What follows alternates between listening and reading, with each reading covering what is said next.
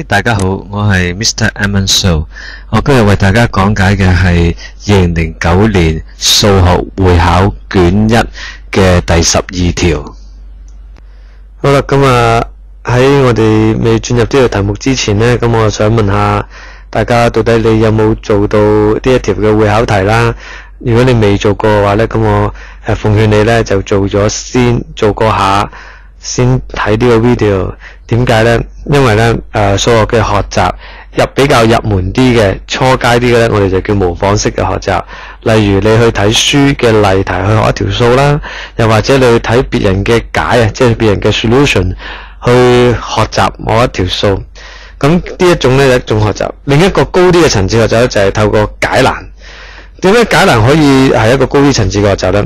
因為你從你以往嘅經驗又好，或者從你以往學過嘅 concept、學過嘅 knowledge 知識都好，你如果能夠將呢一樣嘢、呢一個知識、呢一個 concept 係由一個題目上高就擺落去另一個題目裏面再次運用嘅話呢，咁你呢一個就係數學嘅學習。引申嚟講呢，如果我能夠從一個嘅範疇裏邊學習咗某啲嘅知識、某啲嘅理念，我可以將佢把另一個範疇裏邊又應用得翻嘅話呢，咁呢個呢就係數學正正要你學習嘅嘢嚟嘅，一個思考嘅藝術。OK， 咁另一件事呢就係你到底有冇份卷喺手呢，或者係題目喺手呢？如果冇嘅話呢，你唔使諗啦，我講到天花龍鳳都，你一樣唔知我講乜嘅啫。好，我哋正式進入題目啦。咁呢一條嘅第12條呢，就係講一元二次方程嘅圖像嘅。咁你睇翻嗰個會考卷呢，佢喺嗰個圖3嗰度呢，就俾咗一幅嘅拋物線俾你睇啦。咁呢一個拋物線呢，就係根據一元二次函數去做出嚟嘅。咁你話咦？點解好似同我哋平時睇開嗰個一元二次函數唔係好似嘅，都冇 x 二次咁樣？哦，原來咁嘅。你睇翻畫面啦，所有嘅二次函數咧，我哋或者叫標準二次函數咧，都能夠寫成為咧二次函數嘅頂點式嘅，即係話而家會考題俾咗你嗰條函數嘅模樣嚟嘅。咁我哋就搞一嚿啦。嗱比較下先啦，標準二次函數同埋二次函數頂點式兩條都係 A 嘅，係咪？咁其實呢兩個 A 咧都係講緊同一樣嘢嚟嘅。只要咧呢個 A 係大過0咧，嗰個嘅拋物線嘅開口就向上；而 A 細過0咧，拋物線咧就會開口向下嘅。由於今次我哋嗰個會考題嘅函數佢嘅 A 係-2，咁所以個開口就向下噶啦。咁仲有睇一樣嘢嘅就係如果佢有個頂點嘅話呢，譬如話食頂點式咁樣寫咗個頂點呢，我哋會點樣睇呢？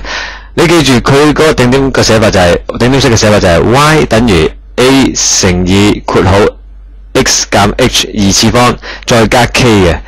如果係寫成為呢一個模式嘅話呢，咁我哋就話啦，個頂點呢就正正就係 h k。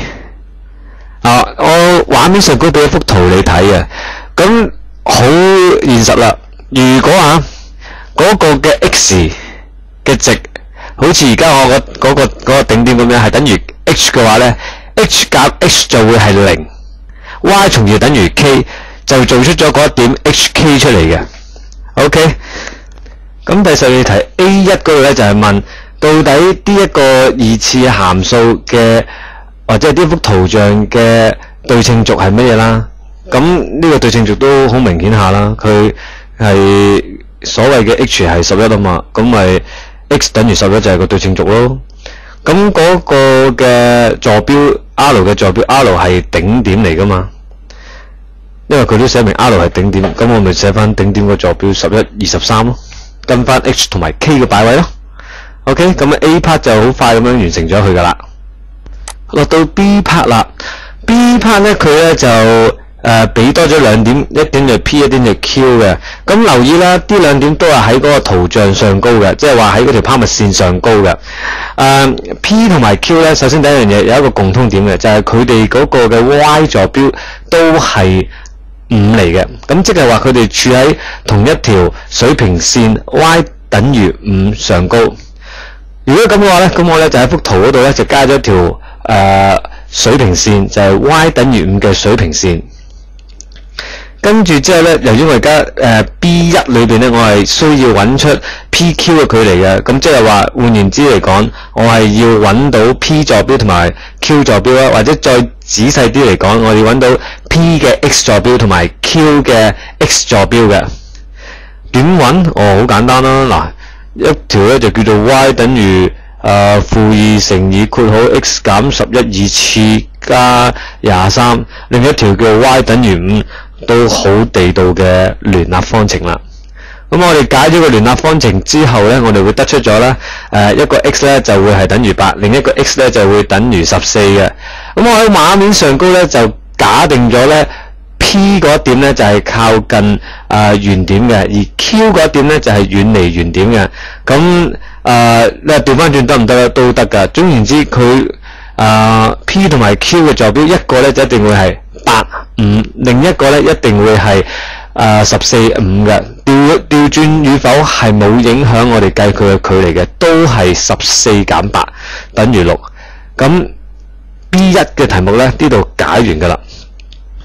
B2 嘅題目我係幾欣賞嘅，點解咧？因為 B2 嘅題目咧係比較考 concept 嘅，咁啊亦都係而家呢個年代出會考卷比較值得注意嘅地方啦，考 concept。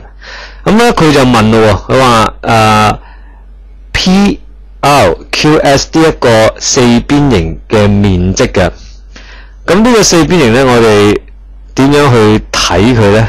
嗱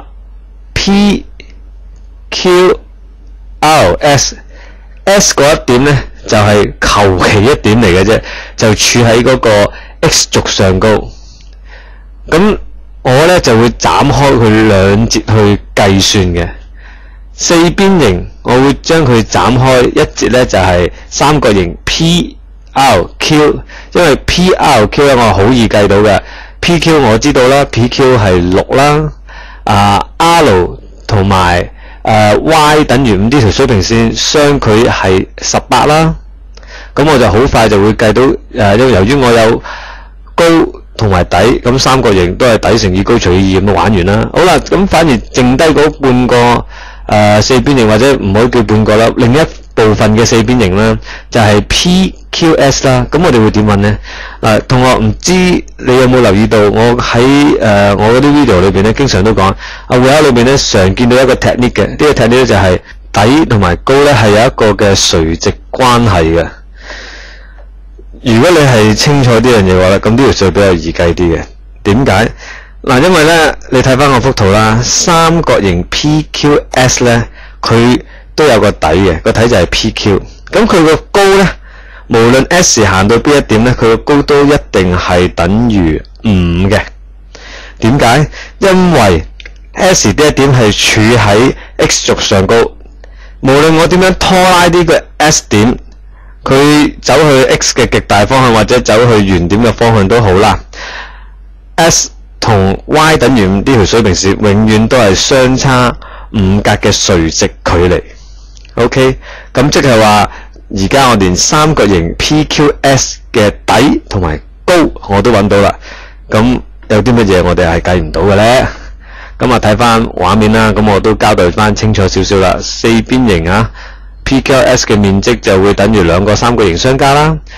咁呢兩個三角形嘅底高頭先我已經解釋得好詳細啦。咁我哋計完之後記住俾翻個單位佢啦，咁平方單位。咁我哋連 B 部分我哋都搞掂噶啦。咁即係話第12條全條都已經係完結咗噶啦。咁好多謝大家收聽啦。咁希望喺其他嘅video裏邊再同大家再傾下偈啦。OK， 拜拜。